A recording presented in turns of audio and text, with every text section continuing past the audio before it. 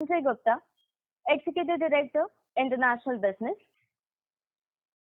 Mr. Sudhir Menon, Executive Director and Chief Financial Officer, and Mr. Aman Mehta, Chief Marketing Officer, India Business. As a reminder, all participant lines will be in the listen-only mode, and there will be an opportunity for you to ask questions after the presentation concludes. Should you need assistance during the conference call, please signal an operator by pressing star then 0 on a touchtone phone. Please note that this conference is being recorded. I now hand the conference over to Mr. Sudhir Menon. Thank you, and over to you, sir. Thank you.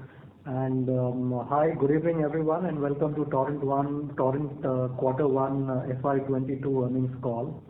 At the outset, Q1 growth was backed by continued growth momentum in the branded generic markets, mainly India and Brazil. The second wave of pandemic impacted recovery trends across some of the key markets we operate. Very shortly, in terms of financial performance during the quarter, revenues were 2,134 crores, up by 4% on a year-on-year basis. EBITDA was 717 crores, up by 8%.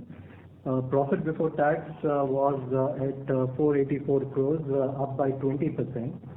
Net profits after taxes was at 330 crores, up by 3%.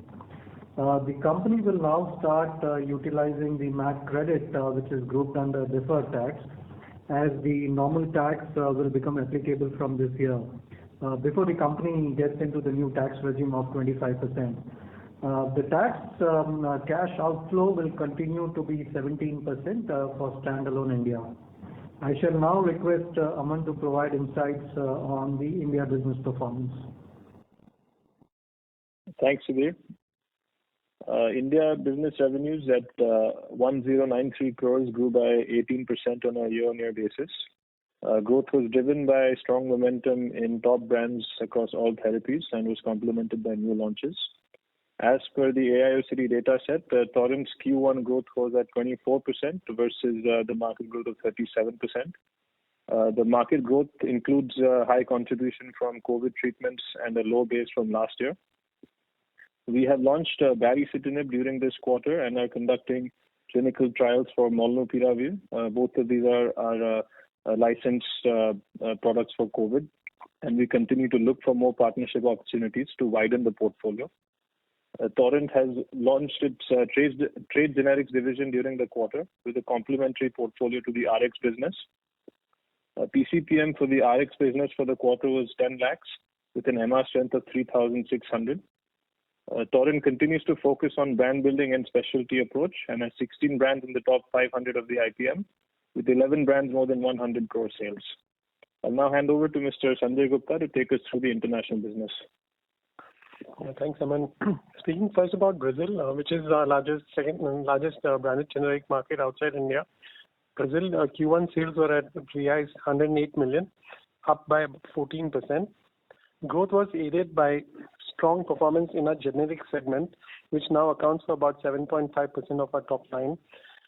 Growth was also helped by new branded generics that were launched. So there were two brands launched in 2021, which have contributed to the growth, as well as the recent price increases allowed by the authorities from April onwards.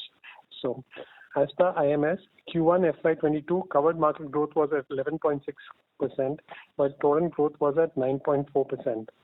IMS expects Brazil pharma market to grow at about 10% in 2021, and we expect our growth to be superior to the market growth rate. Moving on to Germany. Germany sales were at euro 29 million, flattish growth versus last year same period. IMS for the last 3 months is showing an overall market degrowth of -1% as compared to -4% in 2021. IMS reflections on Torrent show a growth of 15% in the last 3 months. As the COVID situation improves, we expect the German generics market to return to its long-term growth rate of 3 to 4%, with Torrent growth returning to high single digits. On the US side, US sales were at 36 million, down by 24% on a year-on-year basis and down by 3% on a Q-on-Q basis. Growth continues to be impacted due to lack of new product launches pending the re-inspection of our facilities and price erosion in the base portfolio. As of June 30th, 54 ANDAs were pending approval with the US FDA and 7 tentative approvals were received.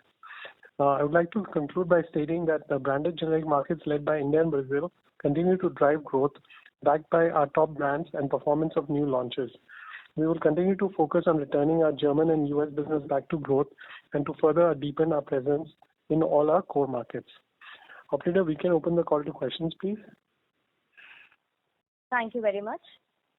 We will now begin the question and answer session. Anyone who wishes to ask a question may press star and 1 on the touchtone telephone. If you wish to remove yourself from the question queue, you may press star and 2. Participants are requested to use handsets while asking a question. Ladies and gentlemen, we will wait for a moment while the question queue assembles.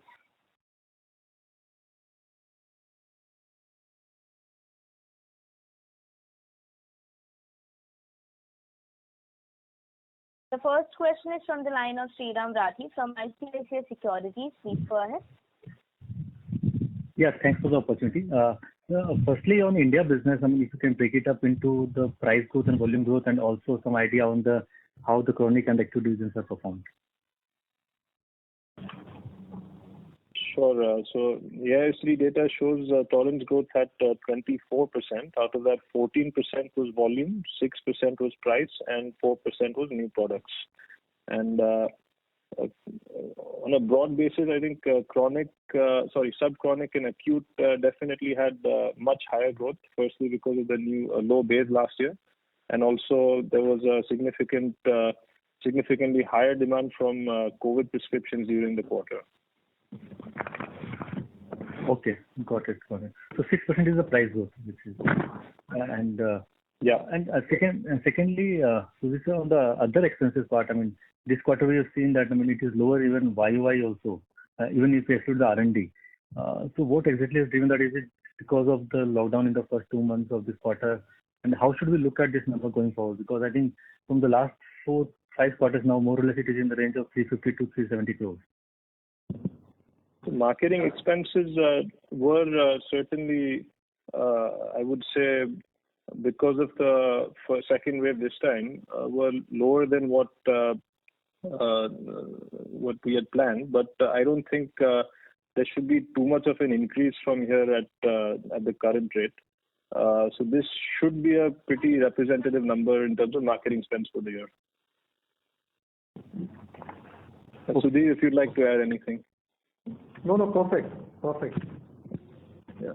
Okay, so we should work with this kind of numbers going forward also. So will be increasing sales. Plus minus here and there, Sriram. Right. Yes. Okay, got it. That's helpful. And just lastly, one thing, what should be the reported tax rate now, this year?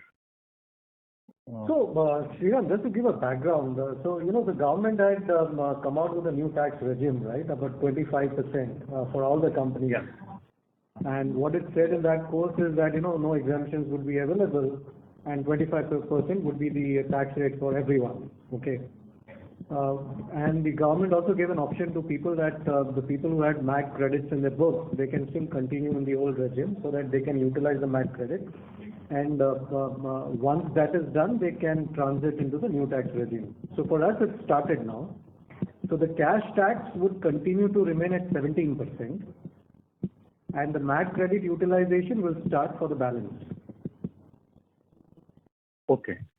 So the effective tax, including deferred tax, would be roughly 30-31%, but the cash tax would be roughly 17%, because there will be a MAG credit utilization from the balance sheet coming into the P&L. Right. Got it. That's helpful, sir. Thank you so much. Yeah. Thank you. The next question is from the line of Neha Manpuria from JPM. Please go ahead. Yeah, thanks for taking my question. So this on the employee cost, given that we had rationalized our MR during last quarter, the quarter-on-quarter increase is primarily because of increments, or just wanted to get a sense there. So largely increments, Neha, but quarter four, if you recollect, I had also said there was a reversal on some provisions to the tune of 7 to 8 crores. Okay. Other than that, it's a increment impact which is there. So ideally 341 should have been, let's say, 350. Okay, understood. Yeah, plus the increment. Okay. And Sanjay, on Brazil, the quarter-on-quarter decline, on it was about 140 real, close to 110. Is this some inventory correction in the market, or if you could give some color on that? And second, on Germany, now that our quality issues have resolved, we were expecting normalization of sales, to happen, given most of Europe has pretty much opened up. Any reason why we are not being able to ramp it up to, the 30 plus million euro level that we were seeing before the quality issue? Sure. So starting with Brazil, so generally, traditionally in Brazil, Q4 sales are always high. And the reason is that the distributors speculate on price increases which take place on the 1st of April. So it works pretty much the same way every year.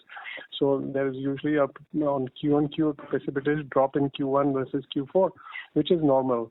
So I don't see anything unusual here. We decide on the level of inventories we want to keep in the channel at the end of March, and it does go up.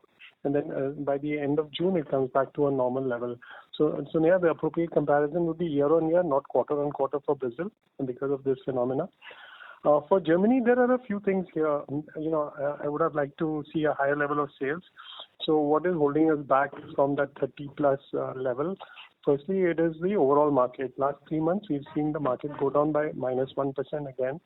I was expecting it to return to growth, but the second wave kind of impacted it in March, April, May. And we had a lower market rate. Secondly, what has happened is we have about 10 to 12% of our business in the OTC space, which has suffered disproportionately because the sales of this business has actually declined. So that has had an impact. What I can say is going forward, our internal issues are resolved. And as the market, I would expect it to come back, to the traditional 3 to 4% range. And then for us to be in the high single digits, 7 to 9% range before the end of the year. So hopefully in the next few quarters, we'll be able to show you numbers in that range. But Sanjay, just to add to what you said, the OTC impact is because of the lockdown, right? So quarter two should be better.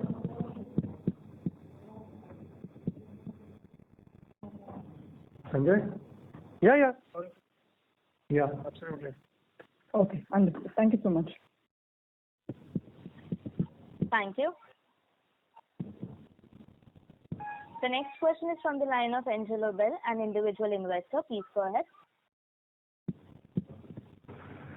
Yeah, thank you for this opportunity. I just wanted to have a quick overview of the company, that how is it with regards to the US pricing? Is the pricing pressure returning? And if so, what are the steps, or how does Torrent Pharma foresee it? Thank you. So on the US side, the number one cause of decline in sales has been the pricing pressure that we've been facing. And the pricing essentially we face it full blast because we have a relatively mature portfolio. We have not had much launches since March of 2019 when the FDA issues started.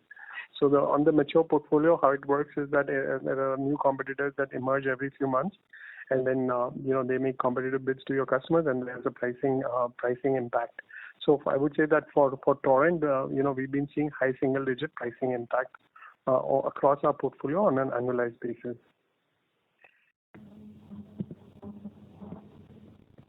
All right, so thank you so much. But are there any remediations which are looking forward that it doesn't impact us much moving forward? Are we looking So generally, the way to counter the pricing impact is to have new product launches, which is like the oxygen of the US generics market and of the players. Unfortunately, we seem to be a bit, let's say, jammed up on that front. So, but last few years, we've continued to file. So in 18-19, I think we filed about 20 ANDAs, in 19-20 about 12, and 20-21 about 12. So we've been continuing to make new filings in the US, and as soon as the facility issues are resolved, we expect to launch about 12 to 15 products a year, and that would more than compensate for the pricing decline in the base portfolio and lead us back to growth. Thank you so much. Appreciate your response. Thank you. Thank you. The next question is from the line of Prakash Agarwal from Axis Capital. Please go ahead. Yeah, hi. Thanks for the opportunity. Good evening.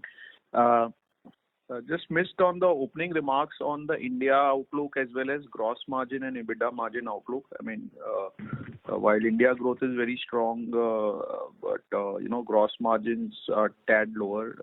If you could explain that, and the outlook as well. Yeah. So I'll first take the gross margin question, Prakash. So basically, although the India contribution is higher, there are 2-3 impacts which have happened this quarter versus quarter of last year. So one is the export benefit income not being there this quarter versus same quarter previous year. That impact is, I would say, 0.25 kind of a number. The other is, the second benefits are over for us, right? So 2021 was the last year. So that's again impacting the gross margin by another, I would say, 0.25. So both put together is 0.5, I would say. The other thing, what has happened is, India, although the India share is higher, I think there's a skewness towards the acute portfolio, which I think the concentration is a little higher compared to, the quarter 4 or last year, same quarter. And that has caused a drop in the gross margin, I would say. So it's basically the product mix which is driving, which anyway should come back in the next quarter, I believe. Okay. So and the outlook on the India business, sir? Yeah, so if you look at the June data at 14%, that was practically with the lowest COVID cases across the country. So April, May had a high growth and June was significantly lower. So depending on the footfall recovery as the country is opening up now substantially, pretty much everywhere apart from a few metros and a few states, our view is that double-digit growth for the market should continue even without the COVID drugs going ahead. Okay. And do you think your entry now with the COVID drugs, Molnupiravir and the first one, and you were expected to disclose one more, so is there any color to that? And do you think these products have a long runway of growth, or these are like getting prepared for if at all there's a third wave? How do you think about this pipeline that you are building? Yeah, it would be more for if at all the future wave. That would be where these products would be prescribed the most. It would not be a long-term prescription.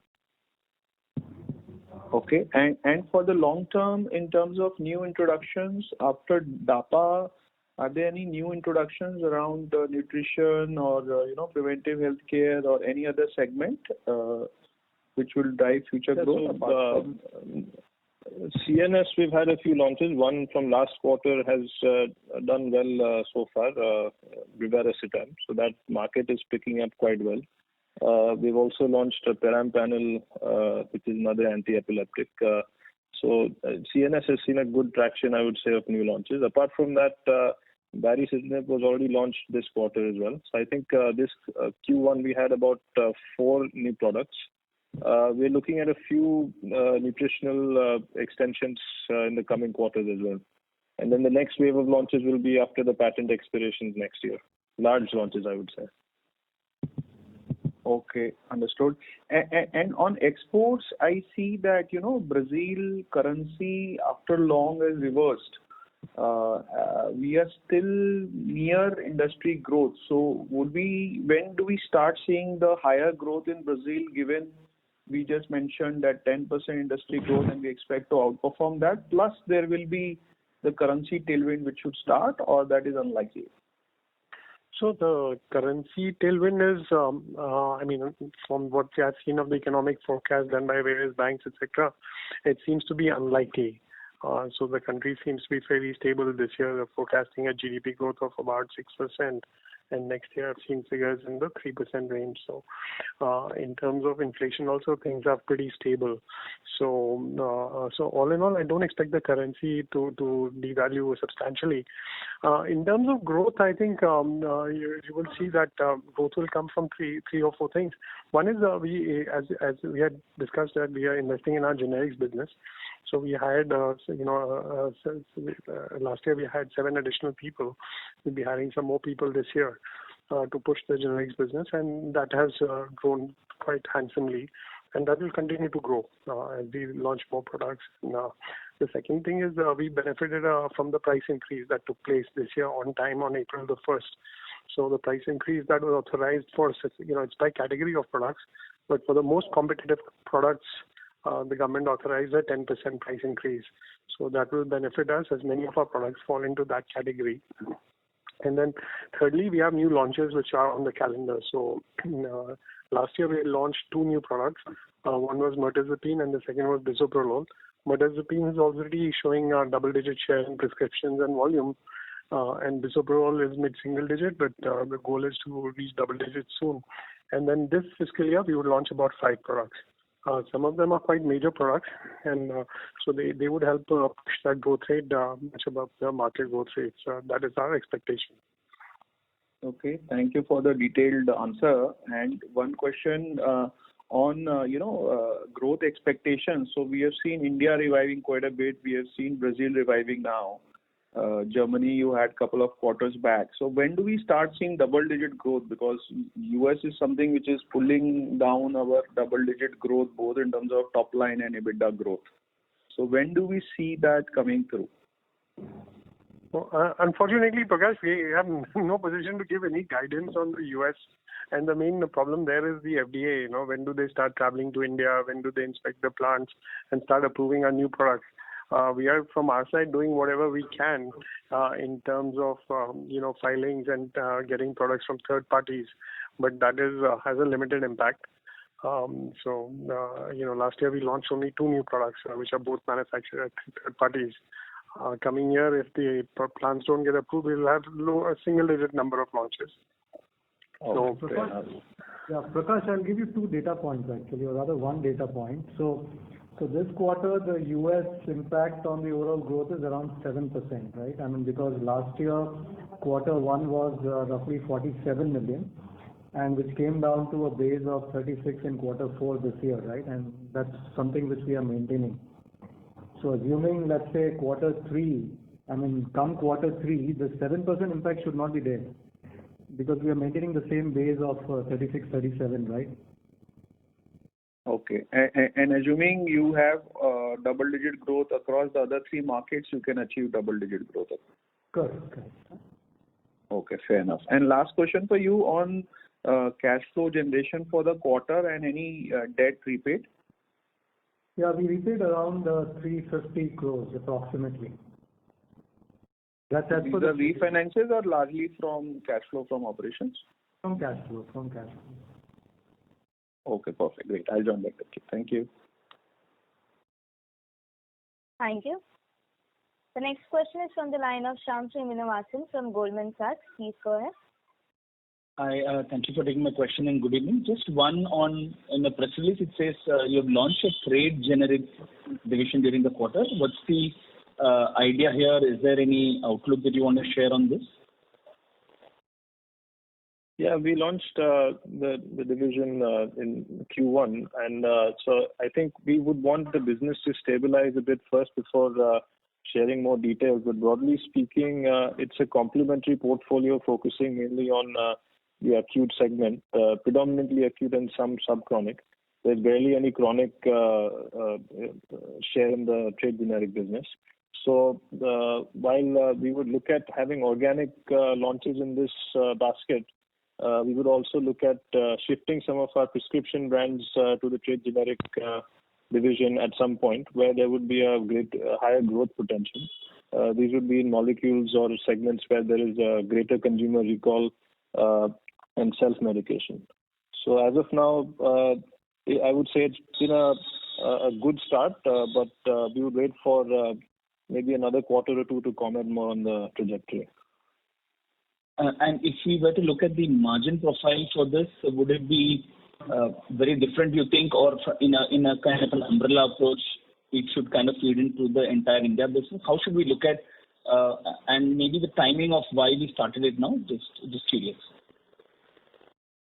The margin profile would be lower than the prescription business for sure. The nature of the business is such that you have to be at that price point. Plus, the channel margin is significantly higher.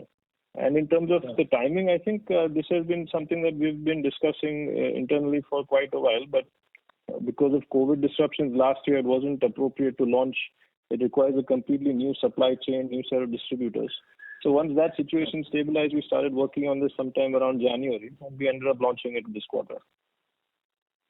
Got it. Thank you. And second question just is on the updates of the US from the Leviton facility about some of the oral liquids. Have we done anything yet, or is it not material enough for us to see in the numbers? I remember we had a 12 million annual target to kind of get back. So I'm just curious what's happening there. So far we've not started commercializing products. It'll start actually a couple of months of delay, so we'll start selling some products in October. But you won't see the impact in the numbers. At least in the initial few months, it won't be material enough to move the needle. So you're saying it should be a more fiscal 23 where we will likely see the impact of all these oral liquid launches. Okay. Correct. Okay. And the last question is on sartans. Are we now back? Sorry, may have missed the update, but just what's happening on the sartan side? Sure. So we've launched 2 sartans on the market. A third one would be launched in this quarter. The top line you will see some impact. But the margin profile on sartans is not what it used to be. So we will get our fair share on a couple of sartans, and those numbers should start coming in the top line from this quarter onwards. You mean Q2? You mean, right? Yeah. Got it. Lastly, on R&D, I think slightly slower than the run rate you had. Say I'm looking QOQ, but is it the same, like 6 to 7%? And where are we? What are we kind of filing? Where is it being directed to? Are we doing anything incrementally in terms of the complex filings? If you can just share some general outlook on the R&D spends. So, Sudhir can comment on the expenditure level, but in terms of filings, focus of the filings remains the 4 core markets. And to the extent possible, we try to have common products. So do common developments across all our geographies. And particularly in extensive areas like oncology or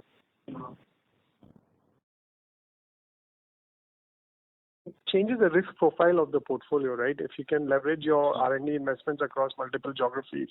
So our focus is on that. For the US, we do products with, I would say, generally complex products. So we stopped doing, or we do a very low single-digit number of simple vanilla oral solids. And generally, we are doing products which require a little bit higher level of investment, a higher level of risk. And overall, the number of ANDAs would be in the 10 to 12 range. So, in the past, we've done up till 20, but going forward, it will be more in the 10 to 12 range with some single-digit simple generics, but majority of the products having. So a good example would be Dapsone. So in April of 2021, we got a tentative approval from the FDA for Dapsone, which is an acne product for which we conducted a clinical trial in patients in the US. So the level of investment was higher than what historically we've been used to doing. And the tentative approval speaks well to the fact that we would get approval on that product. So you would see more of those kinds, and we are also building a large onco portfolio for all our markets. So onco products are very expensive to develop, given the cost of the R&D as well as the cost of the API. So we have a new facility outside of Ahmedabad where we would be developing these products for across all geographies. So those are the kinds of investments we are making right now. Got it. And last question is on EBITDA. I think EBITDA excluding other income 32%. This has been higher than what we had talked in the past, where we thought there was going to be a fade in terms of margins once things normalize. How should we look at this EBITDA percentage? Shyam, number one, as a policy, we don't give guidance, but if something was possible to be talked about in a scientific way, we could have done that. But now people are already talking about the third wave, right? So sure. I would still wait for one more quarter to see where the full year can settle. So give me one more quarter, please. Got it. Thank you and all the best. Thank you.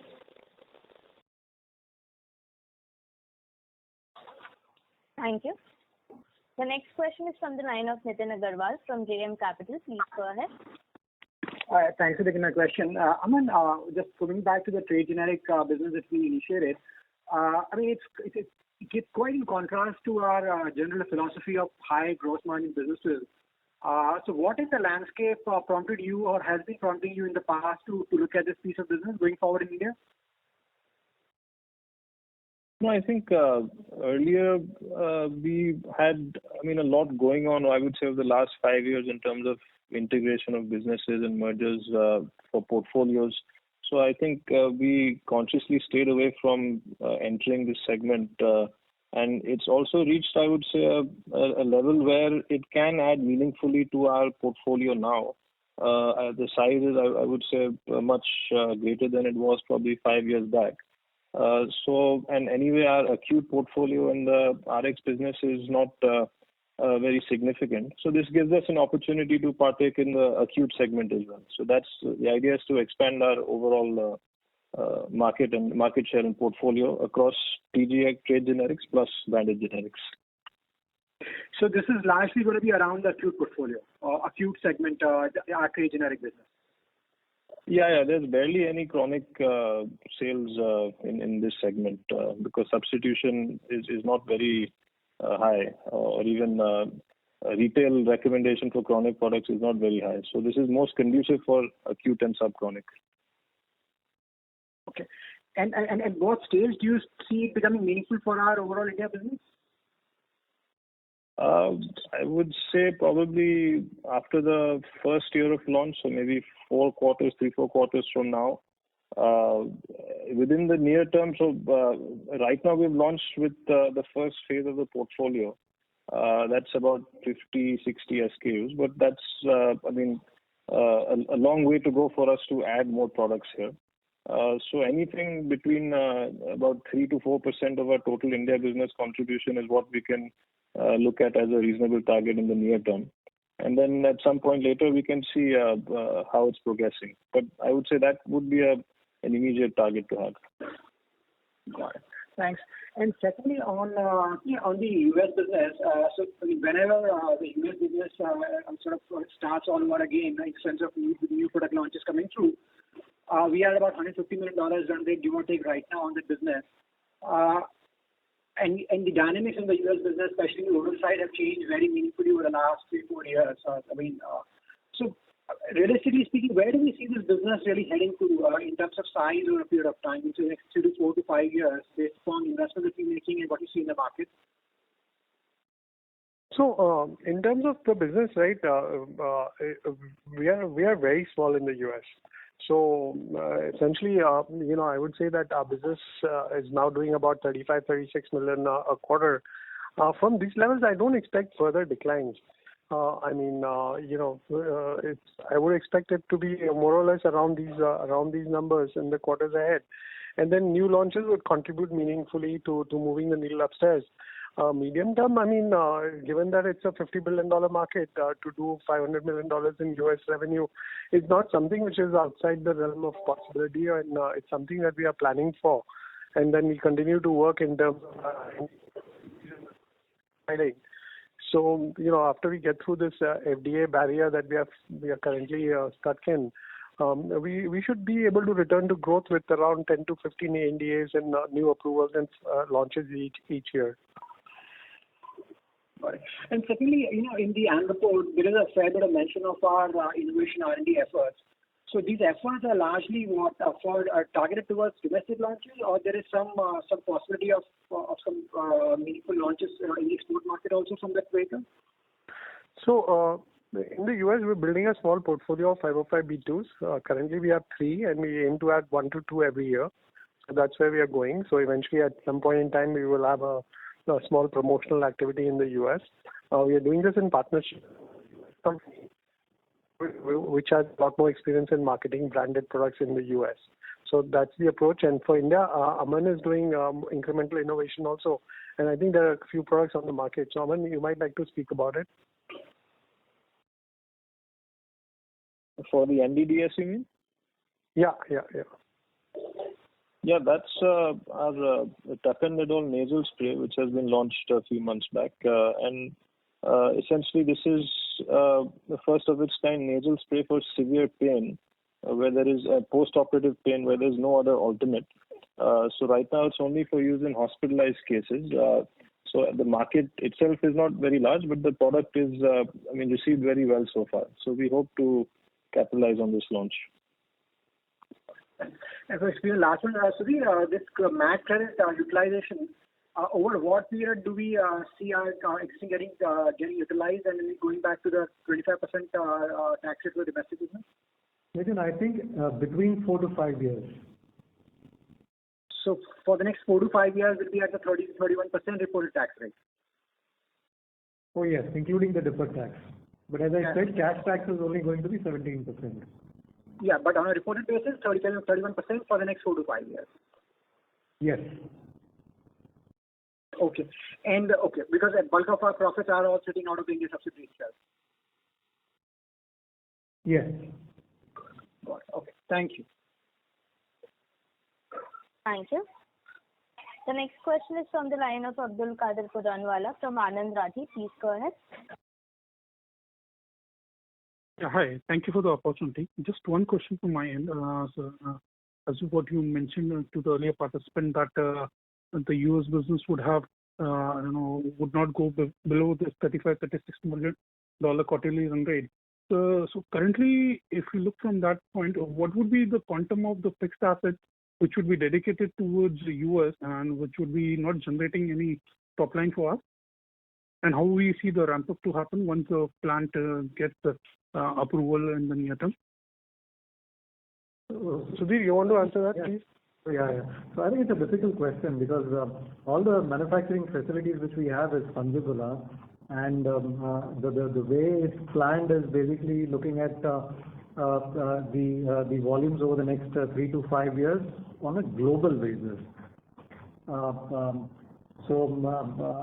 So I don't know how to respond to that as to what percentage of capital is manufacturing capital is assigned to US. I mean, there can be some thumb rules of looking at it, right? I mean, for example, what is your per pill capex which you have spent in putting up the manufacturing facility, and based on that, what are the volumes which are getting manufactured for the US, and then see what extent of the capital can be allocated to the US. That could be too theoretical, I would say. Sure, so understood. And my next question was on the India business. So India, we had a fantastic quarter, but as we stand today, could you provide some outlook as how the growth is planning now that the COVID cases are going down and the market is really stabilizing? So what is our standpoint now? Yeah, so June data is the most recent that we can look at, 14% growth of the market. And that may have some element of some COVID drugs part of the growth, but not very much. So I think going ahead, if you recall, even last year, the base started normalizing month on month. So our view is that 10% growth between that range should be doable going ahead. And of course, a lot of it will depend on whether or not there is a future wave. But as of now, this is what the situation looks like in our view, particularly as most markets have opened up significantly. Awesome. That was helpful. Thank you. Thank you. The next question is from the line of Nimish Mehta from Research Delta Advisor. Please go ahead. Yeah, thanks for the opportunity. My question is more about the strategy. I mean, now that we want to focus on trade generics, is that because we believe that the market is likely to shift in that manner, or it's more opportunistic? I'm just trying to understand how we see the market, because we are trying to focus on a segment which is not as high margin as we used to otherwise focus on. No, absolutely not. In fact, our view has always been that both segments have their own space to grow. The branded segment will grow and the trade generics will grow without eating into each other's share.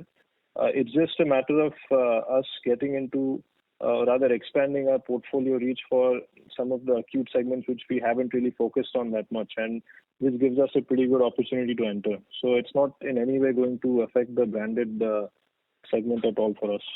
And in fact, entering in this also, we've seen just how difficult it is to really get products substituted, especially in the chronic space. So this even gives us more confidence that the branded business is not really at any risk on this. So is this more like expansion into new therapies, or again, what I'm trying to understand, it's more Torrent specific strategy, or you think the market is likely to shift?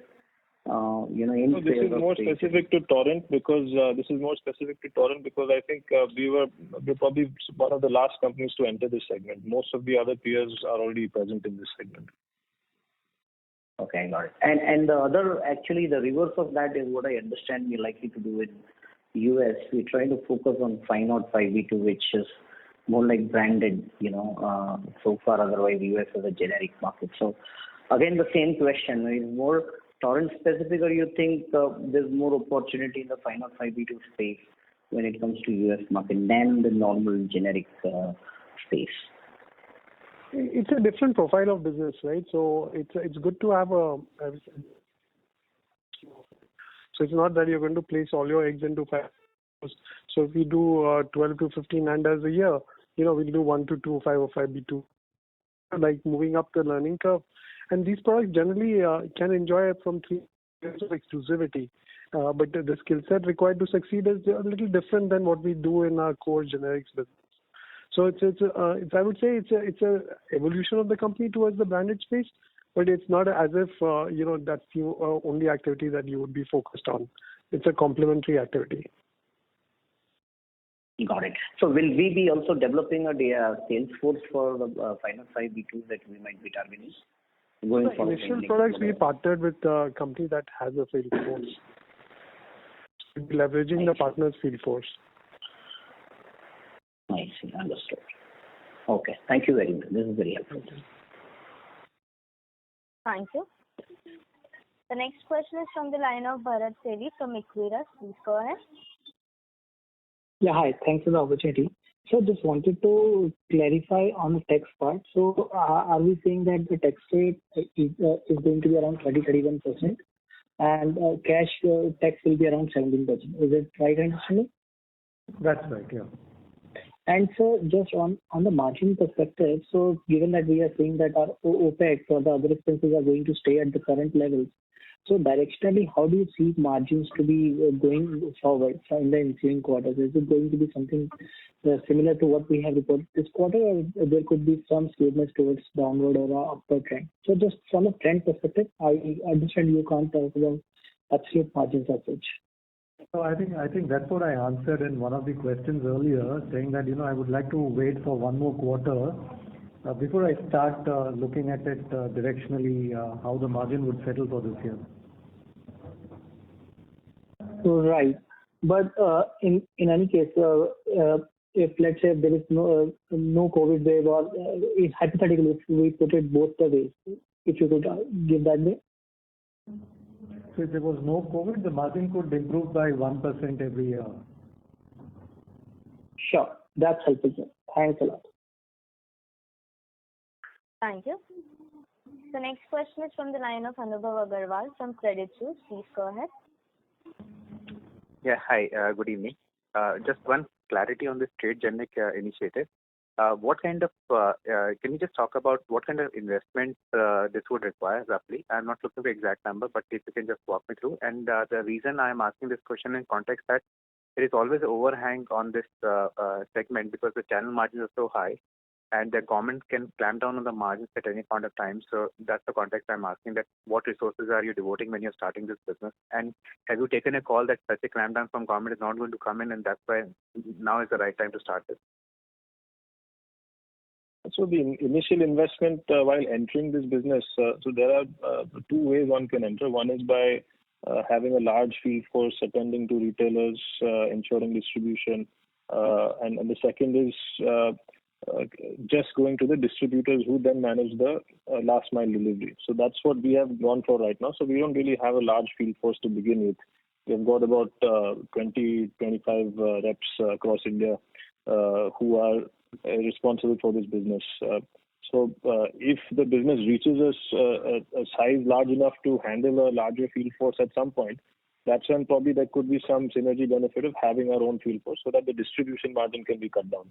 But as of now, that's not the case, and we think this will sustain for at least the next 1 or 2 years, and then we can see later on how to take it up forward.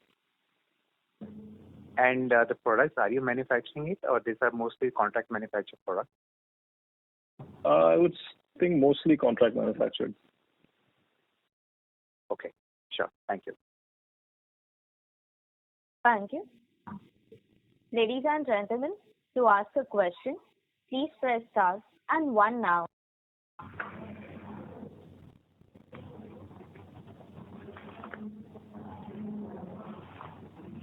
The next question is from the line of Sriram Rathi from ICICI Securities. Please go ahead. Yeah, thanks for the follow-up. So just one thing, I think on the balance sheet, the deferred tax that is around 421 crores. So does that mean that until that is being utilized, after that probably it will be 25% tax rate from the balance sheet also? Sriram, you look at the breakup of the deferred tax, because when we show it as a deferred tax, it's netted off against deferred tax liabilities as well, specific countries. So if you look at the breakup, you'll find MAT credit at 975 crores.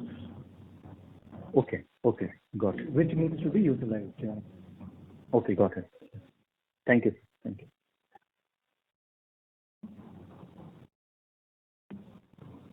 you. The next question is from the line of Nishan Kothari from Pictet. Please go ahead. Yeah, hi, this is Prashant from Pictet. My question is again on trade generics front. Do you see this kind of as happening across companies now, where each company, wherever they are not present, try to launch the trade generic segments in order to capture that market, and the outcome of that would be that there is a generic kind of a price deflation which happens in the industry as more kind of companies try to grow their trade generics business, and obviously some focus moves away from the branded part. So I would not be able to comment on what competition is looking into, but broadly speaking, this is a completely contrasting portfolio. So there is no real overlap where this situation can happen, where pricing can be under pressure for the branded business or branded products. The whole distribution channel is also completely separate for trade generics. So there is practically no scope of conflict on that front. So and that's how this seemed to be an opportunity for us to launch these new products, especially in the acute space, where we felt there was a significant gap in our portfolio, and that's how we continue to build on this as well. Okay. No, it is just that the overlap might not be with your portfolio, but it will surely be overlapping with other companies' portfolio. And as customers move from that branded product to your trade generic product, there is a price deflation which happens for the customers. And if everybody starts doing the same as what you are doing, then there will be an overall price deflation in the market. Overall kind of just to clarify on that one, there is a very specific segment of therapies where trade generics has a higher share. Most therapies, trade generics is not significant in terms of market share. So it should not affect the overall market, even if more people enter this space, more brands enter this space. That segment has always been this competitive in the trade generic segment, and most of the other, particularly chronic segment, should not see any impact from this. Okay. And secondly, maybe a bit unrelated to the earnings here, but what are your thoughts on the consolidation of the distribution channel? Is it something which could be meaningful, eventful in the years to come by? Consolidation of distribution channel in India, you're referring, or? Yeah, India only, yeah. If you could be a bit more specific about anything. There are companies like Pharmacy who are trying to consolidate on the distributor side. Is it something which is already meaningful or could become meaningful, and are there other kind of players out there who could be doing the same, and thereby kind of reducing the bargaining power of pharma companies like yourself? No, as of now, we've not seen any impact, and we don't really have any direct selling to e-pharmacies. So that impact should not be there in our view. All right. Okay. Thank you. Thank you. Participants who wishes to ask a question, please press star and 1.